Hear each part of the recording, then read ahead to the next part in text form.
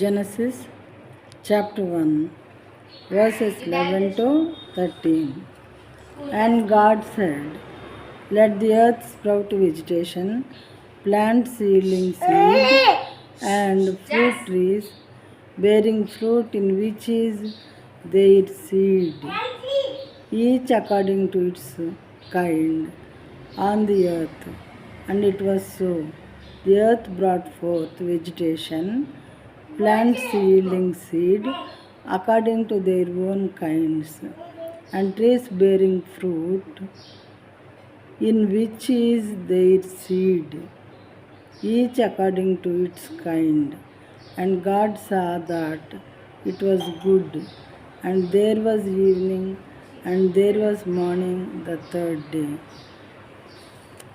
దేవుడు గడ్డిని విత్తనములిచ్చు చెట్లను భూమి మీద తమ తమ జాతి ప్రకారము తమలో విత్తనములు గల ఫలమిచ్చు ఫలవృక్షములను భూమి మొలిపించును గాకని పలుకగా ఆ ప్రకారమాయను. భూమి గడ్డిని తమ తమ జాతి ప్రకారము విత్తనములిచ్చు చెట్లను తమ తమ జాతి ప్రకారము తమలో విత్తనములు గల ఫలవృక్షములను మొలిపింపగా అది మంచిదని దేవుడు చూచెను. అస్తమయమును ఉదయమును కలుగగా మూడవ దినమాయను. థర్డ్ డే దేవుడు గడ్డిని విత్తనములిచ్చు చెట్లను భూమి మీద మొలిపించారు తమ తమ జాతి ప్రకారము. తర్వాత విత్తనములు గల ఫలమిచ్చు ఫలములను భూమి మీద మొలిపించుగాక భూమి మొలిపించును గాకని పలుకగా ఆ ప్రకారమాయను.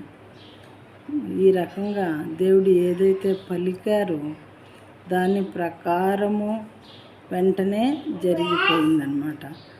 ఇప్పుడు థర్డ్ డే విధంగా పలానవి ఇప్పుడు మనం చెప్పుకున్నట్లు దేవుడు సృజించారు.